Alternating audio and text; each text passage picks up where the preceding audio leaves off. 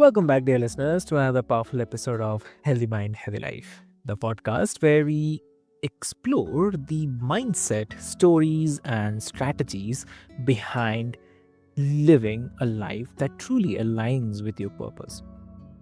I'm your host, Avik, and today's episode is all about the power of creativity, belief, and resilience, and how turning your vision into reality often requires both artistry and discipline. So, please welcome my guest today, Kern Carter. So, welcome to the show. Hello. I'm so glad to be here. I'm excited to have this conversation. Amazing, amazing. So, dear listeners, before we delve deep into the discussion today, I'd quickly love to introduce you with Kern.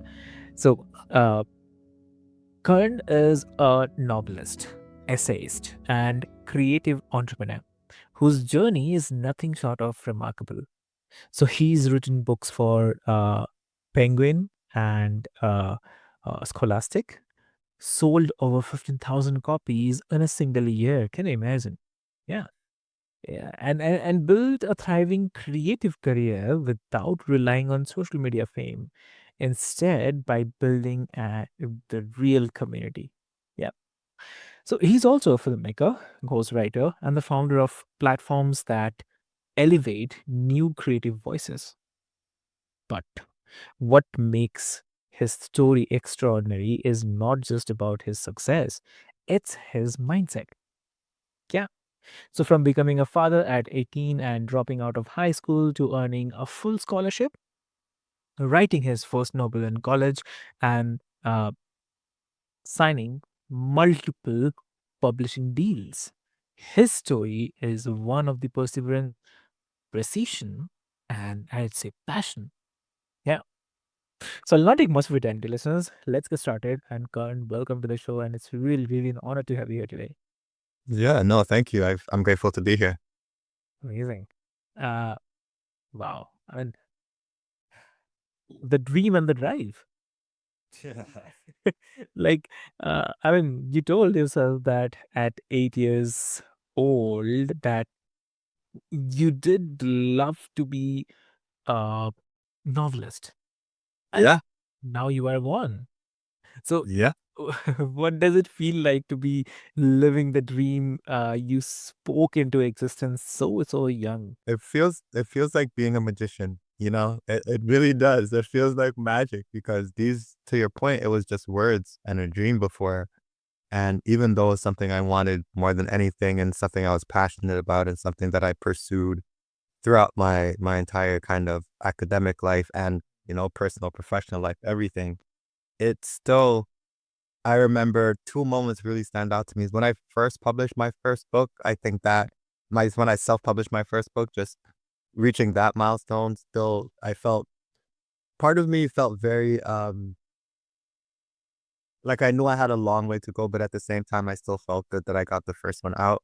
But then this when I got published, when I got my first publishing deal, that moment felt like everything to me because it felt like, finally somebody has recognized my talent and is willing to put money behind my talent and really um validated all of the work that I put in throughout the years. So for me, again, it felt really special to for that moment to happen. And I felt, like I said, it felt like magic. It felt like this whole new world that I could just think of something and then poof, here it is, like here it is. So it was a really special moment for me. Exactly, exactly true. Yeah. So, a different why I asked because like in my childhood days also, when I was like, uh, when I was at three standard or maybe the five standard, yeah.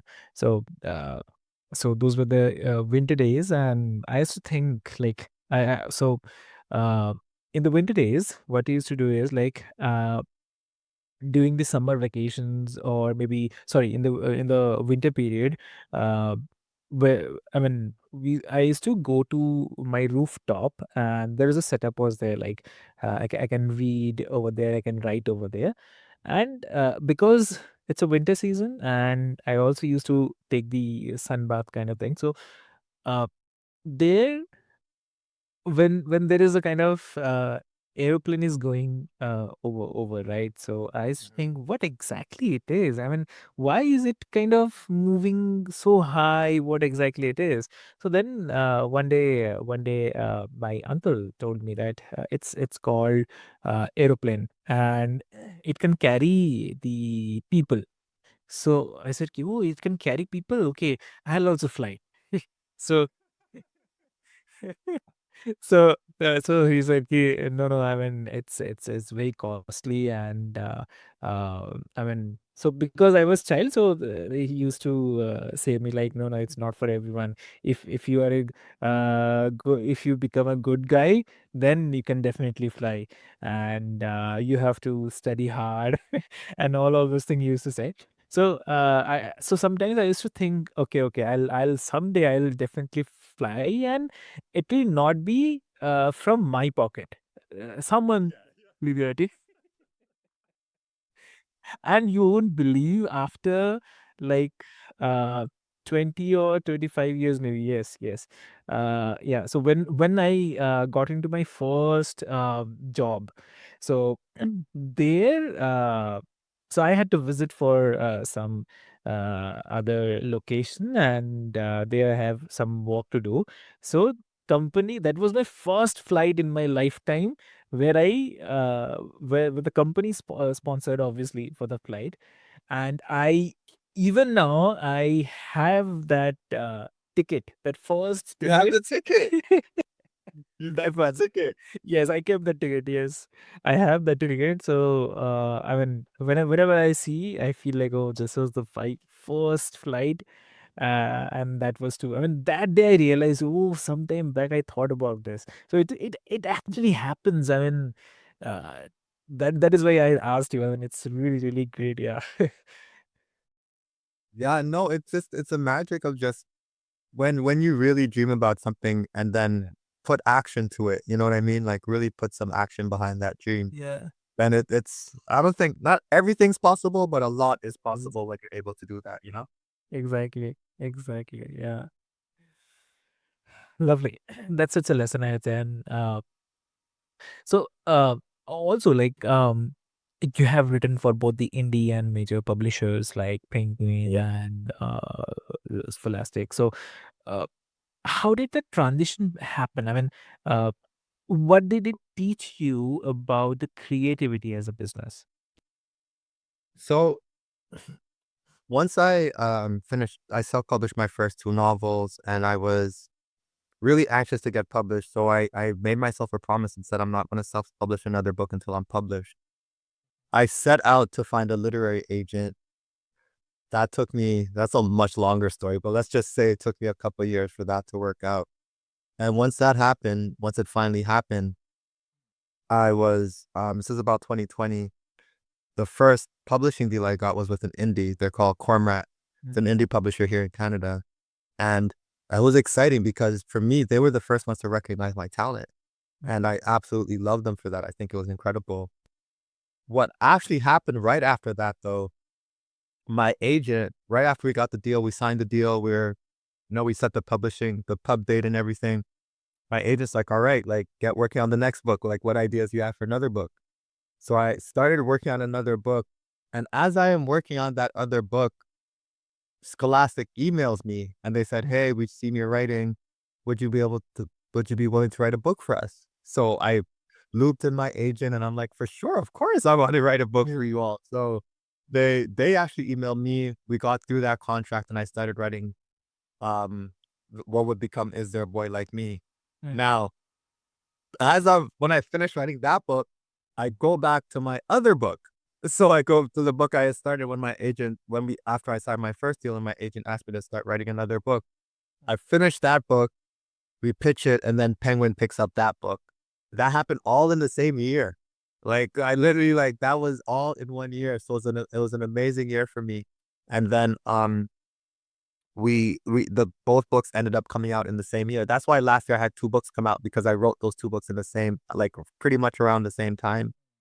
And it was just yeah, it was just a fantastic feeling. But that's how that happened. And for me, my mindset is I'm always thinking in story. So it's for me, I don't feel like I have to tap into anything necessarily. Like I feel like my natural state is just I'm thinking of ways to tell stories, and the stories that I tell, or the stories that I tell best, tend to have a touch of reality in it. You know, like even if some of the things I write are a little bit fantastical. So and then there was us, which is my novel with Penguin.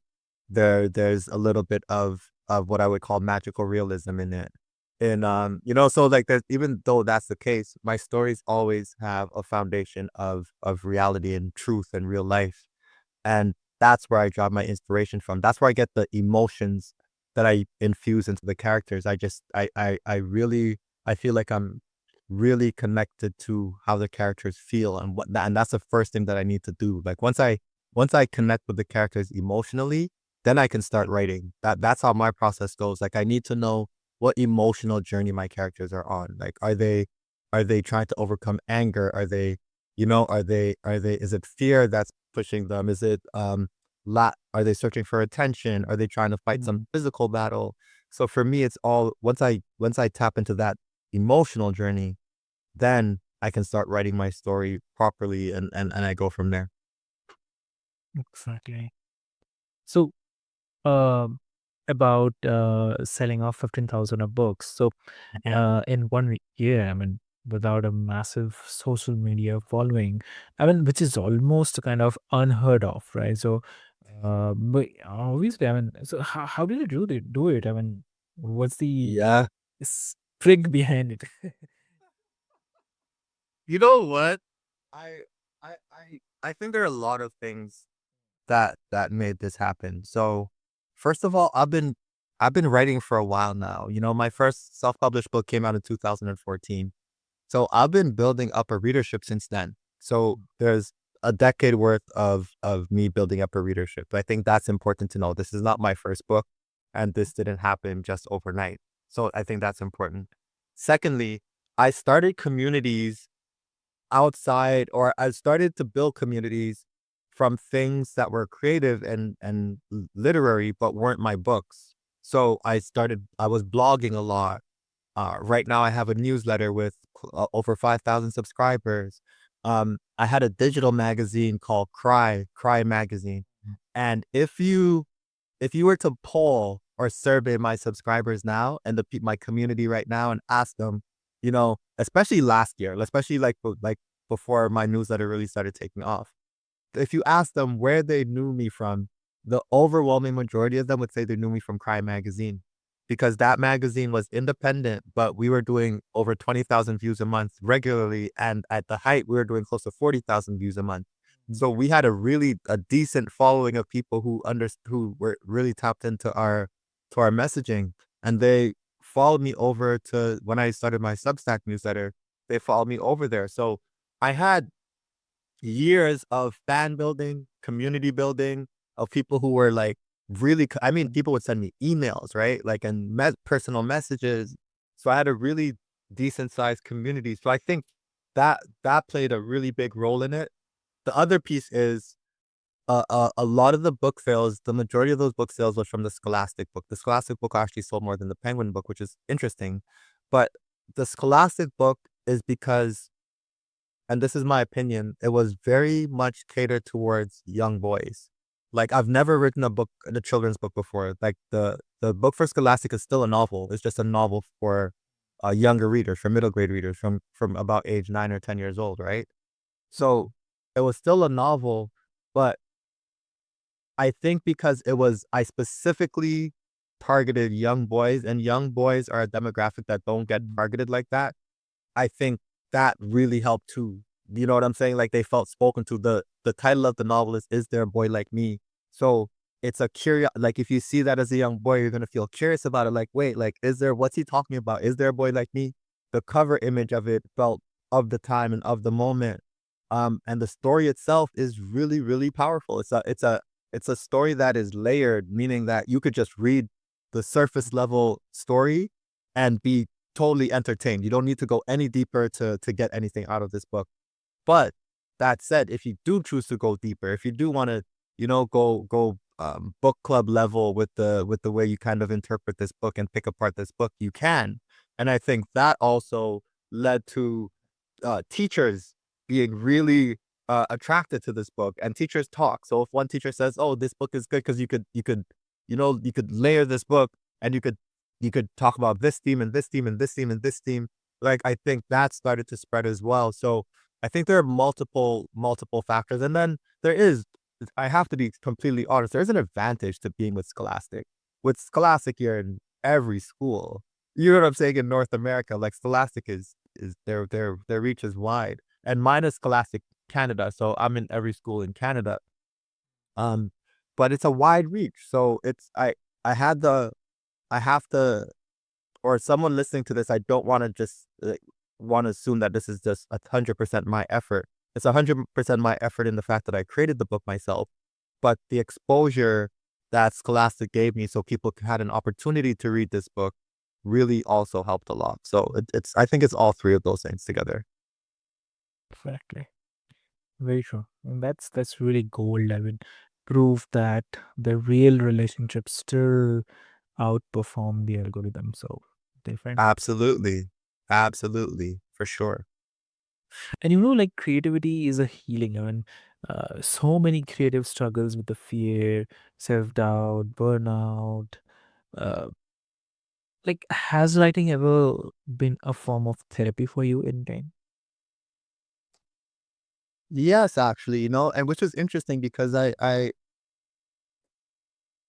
don't necessarily use writing as therapy in that way. For me, writing is necessary in almost like it feels like if I don't write, there's something that's stuck inside me and and it makes me feel less than. It makes me feel worse than I normally would if I am writing. So N yes, I do feel writing in a way is therapy, but for me, I would probably better explain it as a release and as a necessary part of who I am as a person. Like, I need to create and I need to write in order to feel whole, in order to feel like myself, you know? And so when I look at it like that, and also going back to the fact that I always wanted to be an author. I wanted to be an author since I was 8.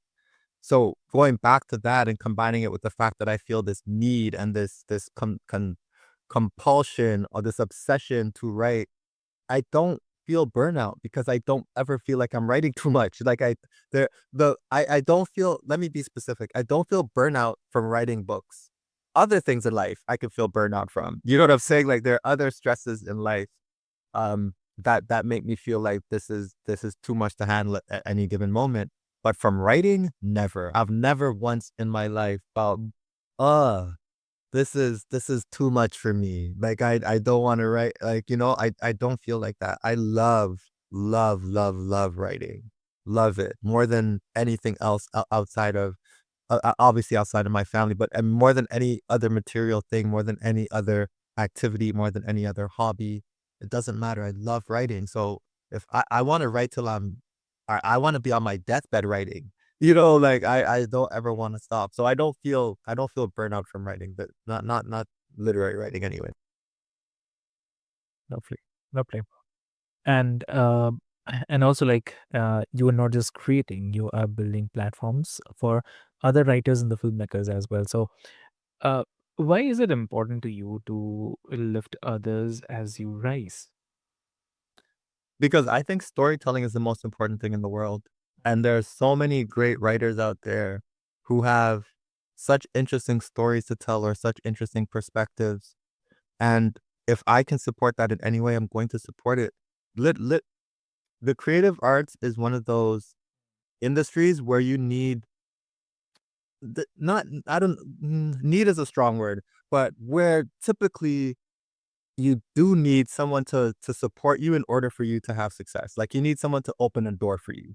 You need someone to give you an opportunity, whether that opportunity is exposure, whether it's money, whatever it is, right? Like you need someone to say, hey, come here. Like to be published, you need an agent, you know what I'm saying, and a publisher, to be like traditionally published. To get enough, to sell enough books for it to matter, you need a level of exposure that maybe you can't get on your own. So you'd have to go to different platforms to try to get that exposure. You do marketing, publicity, right? Like there's always something or someone that needs to actually allow you to get to the place where you need to get. You the creativity on its own, the writing on its own is tends not to be enough. So all I see, all I'm doing when I'm giving these writers opportunity or giving them opportunities, I guess you could say, yes. All I'm doing is just like opening a door and being like, hey, I think your work is worth it. It's valuable. It's good. What can I do to support that?